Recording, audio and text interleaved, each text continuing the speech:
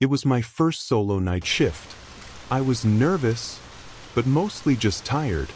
The hospital was quiet after 10 p.m., except for the old psych wing. That place always had a strange feeling, like the walls were holding their breath. The other interns joked about it, said it was haunted, but I didn't believe in that stuff. At least, not yet. I was assigned to monitor the psych wing from 11 p.m. to 5 a.m. They gave me a clipboard, a flashlight, and one rule: stay out of room 13. I laughed. Why? I asked. Is it cursed or something?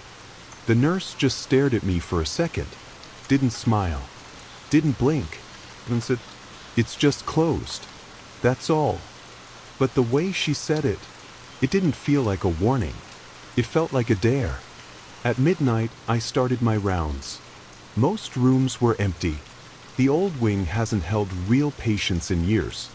Now it's just used for storage, and sometimes for training. But the air in there is thick, like it remembers too much. When I passed room 13, I didn't mean to stop, but I did. There was a sound, like something shifting inside. Slow, dragging. I leaned in closer, tried to listen. Maybe it was a rat, or maybe not, because just as I stepped closer to the door, the lights in the hallway flickered. Twice. Then the hallway behind me went completely dark. My heart started racing. I told myself it was just bad wiring. This part of the hospital was ancient. No big deal. But then, room 13's door handle moved. Just a little. Like someone was turning it from the inside. And that's when I realized this wasn't going to be just another night. Something was in there, and it knew I was too. I froze, not just out of fear, but because I wasn't sure what I saw was real. The handle of room 13 had stopped moving, but now there was a sound, breathing, slow, steady, right on the other side of that door. I backed up. Careful, quiet, told myself. It's just in your head. You're tired. It's late. But then the breathing stopped, and something tapped on the other side of the door. 3 soft knocks, like it was asking to come out. I turned and walked away. Didn't run, but close. I went straight to the break room, trying to calm myself. I sat down, rubbed my face, took a deep breath. That's when I noticed the intercom system, the one that was disconnected years ago. It clicked, a soft static buzz, then silence, then a whisper. One word: stay. I stared at it, the old speaker on the wall. No light, no power, but it spoke. I got up, told myself I imagined it. Had to be a memory, a trick of the mind. But when I stepped out into the hallway again, the lights were back on, except for one, the one right above room 13, still flickering, like it was waiting, and on the floor beneath it was something new, a folded piece of paper. I picked it up, hands shaking. Inside were just 2 words, written in faded red ink. You came. That's when I knew. Whatever was in that room had been waiting for someone, and now it thought that someone was me. You said. I stared at the note in my hand. You came. I didn't know what it meant, but deep down, it felt like it wasn't written today. It felt like it had been waiting. The paper was old, yellowed at the edges. The ink smudged like it had soaked into the fibers over time. But I had just walked this hallway an hour ago. It wasn't there before. Someone or something had placed it. For me. I looked around. Empty halls. No footsteps. Just that hum hospitals always have at night. The low sound of electricity and silence holding hands. I shoved the note into my coat pocket. Didn't want to touch it anymore. Didn't want to look at it anymore. But of course, my rounds weren't done. I had to keep moving. So I made myself walk past room 13 again. Didn't stop this time. But I saw it. The door was slightly open. Not wait. Not swinging. Just cracked. Enough to let someone peek out. Brain. I didn't dare. I kept walking. Made it to the end of the hallway and back. Did my check-in. Logged that all rooms were secure. I lied.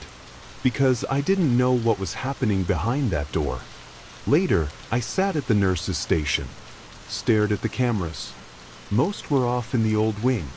No surprise. Except one. It flickered on. Camera 13. I didn't even know it worked. It was black and white, grainy. But I saw something. In the center of room 13. A figure. Standing completely still. Back to the camera. Hair long. Hospital gown hanging loose. They weren't doing anything. Just standing. Like they were waiting. And that's when it hit me. Room 13 was supposed to be empty. No patients. No staff. No storage. But someone was in there. And they had been watching me. Long before I ever noticed them. I couldn't stop staring at the monitor. The figure on the screen didn't move. Didn't twitch. Didn't breathe.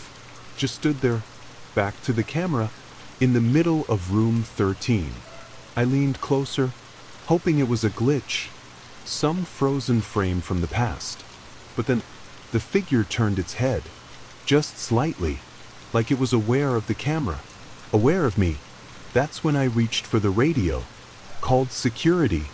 No answer. I called the front desk. Nothing. The line wasn't even ringing. It was dead. Just static. I turned back to the monitor. And the figure was gone. Room 13 was empty again. No doors opened. No movement. Just gone. I stood up. My heart pounding so loud. It echoed in my ears. I told myself not to go back. But my feet didn't listen. I had to see for myself.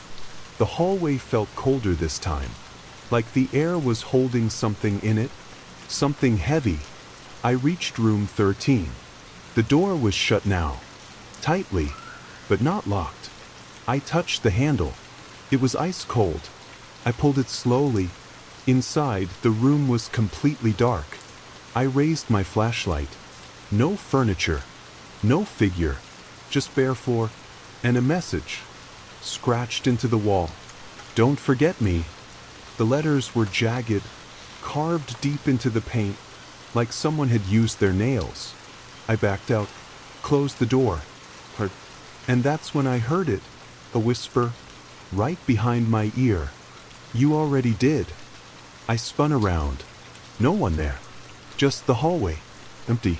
Silent. But I knew what I heard. And I knew something now for sure. Room 13 wasn't just haunted. It was waiting for someone. To remember. You said. I didn't sleep the next day. I couldn't. Every time I closed my eyes, I saw that figure standing still in room 13. And heard that whisper. You already did. By the time my next night shift started, I had made a decision. I needed to know who or what I was dealing with. So during my break, I went to the basement archives. Old patient files, dusty records, stuff no one touches unless they really have to.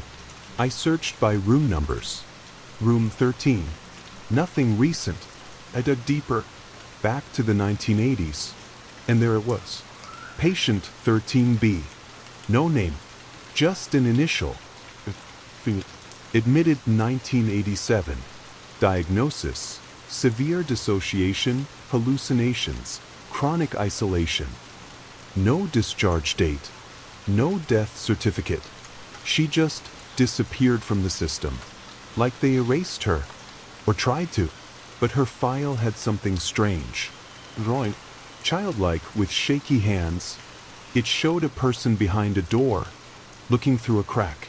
Just like I saw room 13 that first night. Underneath the drawing were 3 words in red ink. She's still here. My fingers went cold. I knew what this meant. She never left. Not officially. Not physically. Not spiritually. That night, back on shift, kept my head down. Tried to act normal. But every time I passed that hallway, I felt it, like someone was walking just a few steps behind me, breathing, watching, waiting for me to turn around. I didn't, because I knew now. I wasn't just working in an abandoned wing. I was walking through someone else's memory, and she wasn't ready to be forgotten. I started keeping notes. Every shift, every noise, every time room 13's door creaked or the lights flickered. I wrote it all down. I wasn't trying to prove it to anyone else. I just needed to prove to myself that I wasn't going crazy. But the hospital wasn't making it easy. The next night, I checked the camera feed again. Camera 13 was off. Gone. Like it never existed. I asked the night nurse about it, the older one who'd worked there for decades. She looked at me like I said something dangerous. Her voice dropped low. "There is no camera 13, she said. There was years ago, but we shut that room down. You know why?" I shook my head. She leaned in, because she wouldn't stop showing up. I asked her who she was. She didn't answer, just stood up and walked away. That night, the hospital was unusually quiet. No distant coughing, no beeping machines, just silence. Too much silence. Around 2:47 a.m., I heard something strange from the psych wing hallway. A soft lullaby, coming from room 13. It didn't make sense. No music system, no patient, just that eerie tune. One I swear I remembered from childhood, though I couldn't say where from. I walked toward the sound, each step heavier than the last. It was like the hallway didn't want me to reach that door. But I did. The music stopped the moment I touched the handle. And then, a knock, from inside the room. But it wasn't soft this time. It was fast. Panic. Like someone was trapped and begging to get out. I stepped back, my heart racing. Then I heard a voice, clear right through the door. A woman's voice. "Please, I don't want to be alone anymore." It wasn't angry. It wasn't scary. It was sad. And suddenly, I didn't feel afraid. I felt sorry. Whoever she wasn't trying to hurt anyone. She was still here, because no one remembered her. And maybe, just maybe, I was the first one who finally did. I couldn't stop thinking about her voice. "Please, I don't want to be alone anymore." It played over and over in my head, even when I was off duty, even when I wasn't anywhere near the hospital. It was like she followed me, in the hum of my apartment light, in the echo of water from the faucet, in the quiet moments between sleep and wake. She was always there. So I made a decision. I had to talk to her. The next night, I brought something with me, an old recorder I used in med school for lectures. I walked into the psych wing early in my shift, before the others were too alert, before anyone could stop me. I stood in front of room 13, pressed record, and said one word, "Hello." Silence. I waited. No reply. Just when I was about to stop the recording, a faint click, like the recorder caught something I didn't hear with my own ears. I rewound it and listened, and there it was. A whisper, so soft I had to hold my breath to hear it. "You remember me." That was all I needed. I was sure now. She wasn't just a ghost. She was a memory, desperate not to fade. Later in the shift, I sat in the break room, going over old files again. But this time, I found something different. A report from 1988. A staff complaint. A young nurse wrote about hearing someone cry in room 13 every night. She said it sounded like a young woman, saying the same thing over and over. Where did everyone go? The nurse was dismissed. They claimed she was tired, overworked. She quit a month later. No one replaced her. No one wanted to. I closed the file, looked at the dark hallway on the monitor. Room 13 still closed, still quiet, but I knew she was there, and I think now, she knew I was the only one listening. That night, I did something I never thought I'd do. I opened the door to room 13. Not a crack, not a peek, I stepped all the way in. The moment I crossed the threshold, everything felt heavy, like the air was thicker, like the room was holding its breath. I stood in the middle, just like that figure I saw on the monitor. I waited. No voice, no cold gust, no shadow in the corner, just silence. But not empty silence. It felt like someone was in the room with me, watching, listening. So I spoke. "I know you're here," I said. "I want to understand." The light above me flickered, just once, and that's when I saw something in the corner of the room. Scratches, deep ones, carved into the wall behind an old metal cabinet. I moved it, hands shaking. The scratches weren't random. They were words, over and over again. "Don't leave me. Don't leave me. Don't leave me." Some were fresh. Some had been there for years. I stepped back. That's when the door slammed shut. I ran to it, pushed, pulled, nothing. But then I heard her voice, clearer than ever, right behind me. "You see me now." I turned, and for just a second, she was there. A woman, thin, eyes wide with sadness, hair tangled, wearing a hospital gown that looked soaked with time. She didn't move, didn't blink. She just existed, and then, gone. The door creaked open behind me. No wind, no footsteps, just a quiet invitation to leave. I stepped out, but I knew it was different now. I wasn't just seeing things. I wasn't imagining. She had shown herself, and that meant she wanted something from me. Maybe closure, maybe revenge, or maybe just someone to remember. She was ever real. I couldn't go back to normal after that. How do you go back to normal? When a ghost looks you in the eyes and silently begs you not to forget her? Every moment after that night felt like it had weight, like I was carrying her with me. I started asking quiet questions. Nothing obvious, just casual talk with the older staff. Most brushed it off. Others gave me strange looks. But one orderly, Marcus, he pulled me aside. "You saw her, didn't you?" he asked. I didn't answer. Didn't have to. He already knew. He told me a story. Years ago, there was a young woman brought into the psych wing.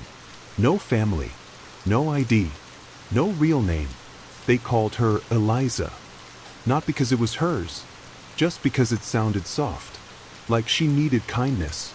She never spoke, only cried at night. Sometimes sang lullabies no one taught her. She stayed there for months. Then one day, she stopped responding completely. They said she slipped into silence. Wouldn't eat, wouldn't sleep. Then one night, she vanished. Room 13 was found empty. No sign of her. But ever since that night, people said she never really left. Her sorrow stayed. Her voice. Her loneliness. Marcus told me, "You listen too long in that wing, you start to feel what she felt." He wasn't warning me. He was passing the torch. I was part of it now. And later that night, when I passed room 13 again, I saw something new. A name, scratched just beneath the old carvings on the wall. Eliza. Not fresh. Not new. Like it had always been there, just waiting for someone to notice. I couldn't pretend anymore. Not to myself. Not to the staff. And definitely not to her. Eliza. She had a name now. A voice. A story. And I was the only one still listening. That night, I brought flowers. Simple white ones from the gift shop downstairs. I don't even know why. Maybe it felt right. Maybe I thought she deserved something human. Something gentle. I walked to room 13 slowly. The hallway lights buzzed louder than usual. The air felt colder. Not freezing, but sharp. Like the kind of cold that cuts deeper than skin. I placed the flowers just inside the room. Didn't step in. Didn't say much. "I brought these for you." Silence. Then the light inside the room flickered. Then held steady. I turned to leave. But before I did, I heard the softest sound. Not a whisper, not a cry. A thank you. It wasn't clear, barely a breath, but it was there. And for the first time, I didn't feel afraid. I felt seen. I spent the rest of my shift in quiet. No knocks, no slamming doors, just peace, like the whole wing was holding its breath with me. And when I passed room 13 one last time before clocking out, the flowers were gone. Not on the floor, not blown away, just gone. But in their place, etched into the bottom corner of the door, was one word: stay. Not written in fear, not in anger. It was a request. Eliza didn't just want to be remembered. She wanted company, and part of me was starting to feel like I belonged to her story now. You said, after that night, things changed. Not in a big, dramatic way. No more slamming doors or sudden shadows, but in quiet, subtle moments. Like the hospital itself had decided I was part of something it kept hidden. I started spending more time in the psych wing. Sometimes I just sat outside room 13 on my break, not talking, just being there, and it felt like that was enough for her. One night, I brought the recorder again, not to ask questions this time, just to listen.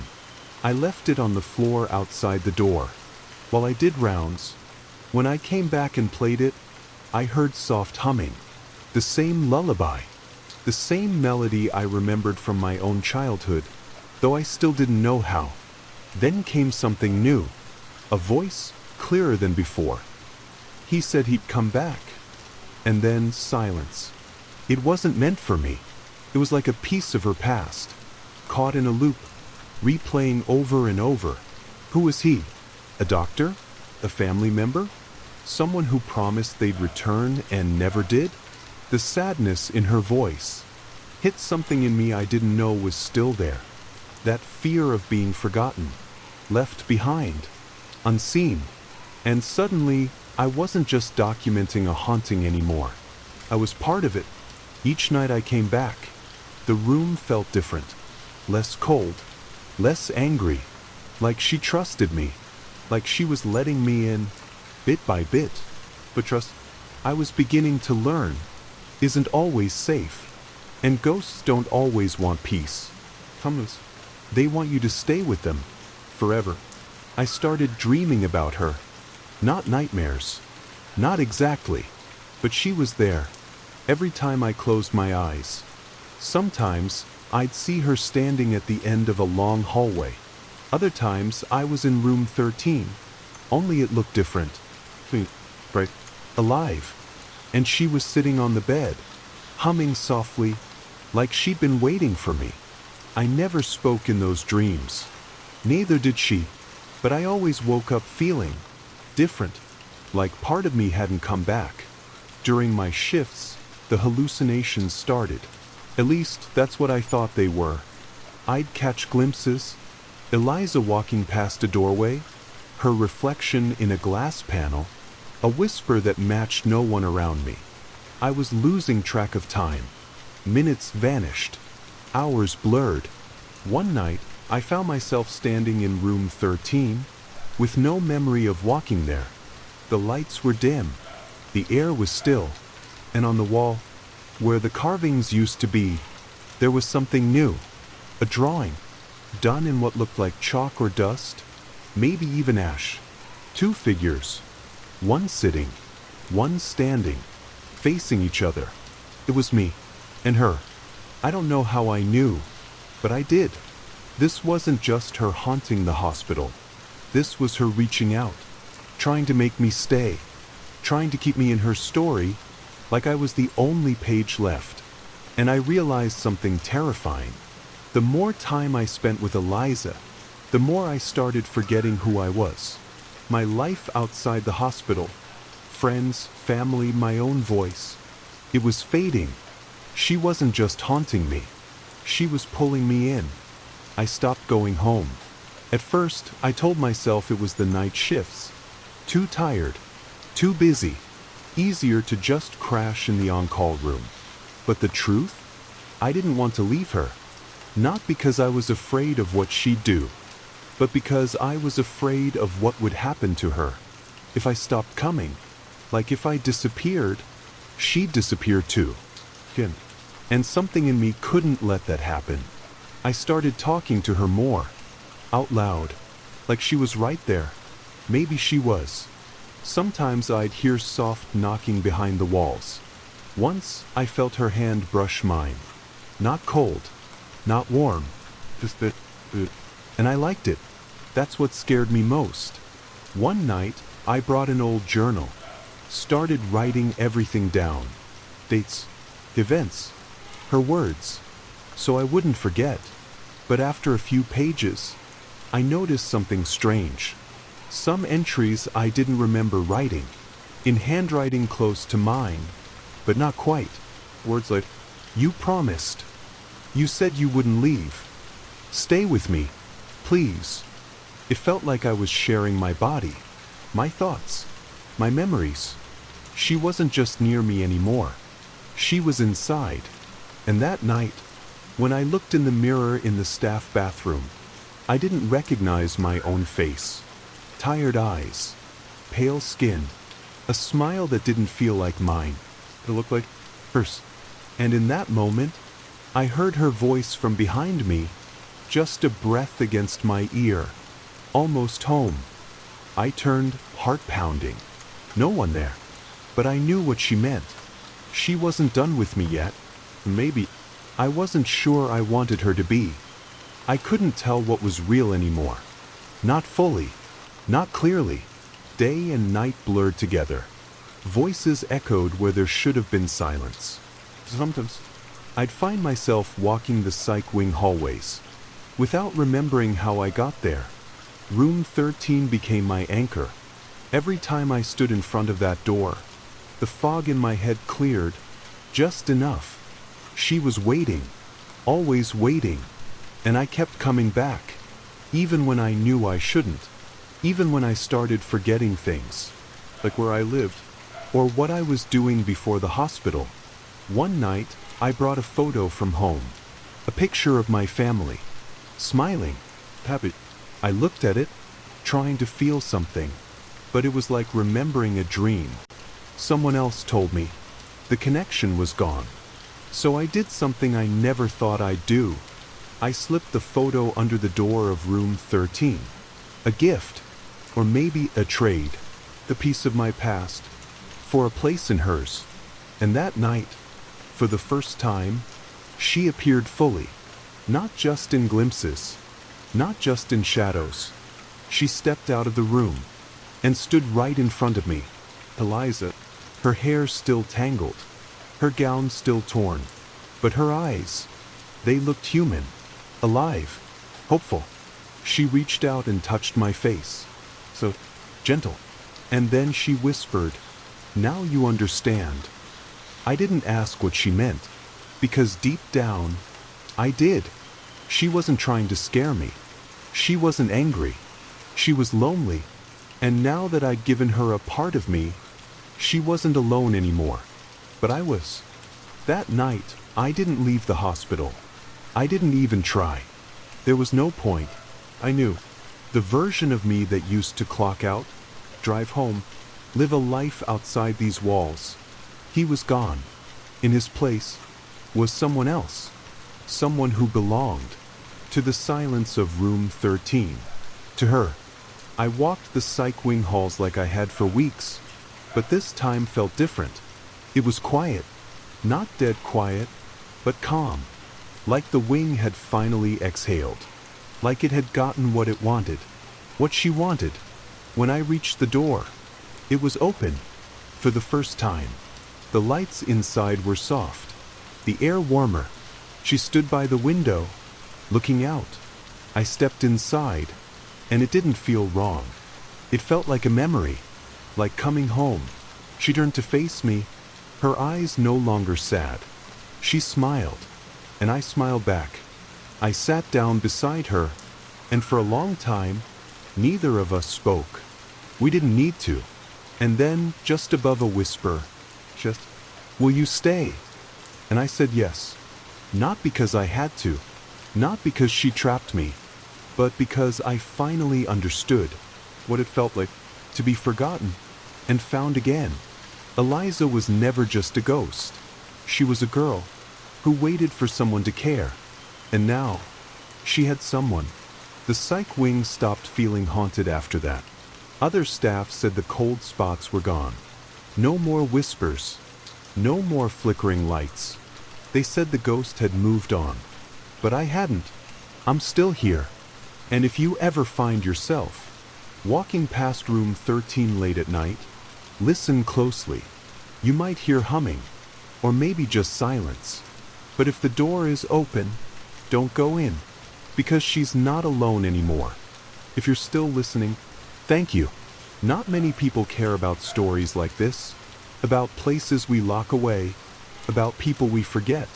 But Eliza's story mattered. She wasn't just a ghost in a broken hospital wing. She was someone who waited, someone who remembered, someone who reached out. And in the end, she found what she was looking for. Not revenge, not escape, just a connection. Someone who saw her, someone who stayed. I didn't expect it to be me, but maybe that's how these things go. You come in thinking you're helping, but you end up being the one who's changed. I don't regret it. Not the sleepless nights, not the fear, not even the part of me I left behind. Because in that place, in that room, I finally understood what it means to truly be seen. And if you ever feel alone, forgotten, like no one hears you, just know, sometimes the quietest voices echo the loudest. You just have to be willing to listen.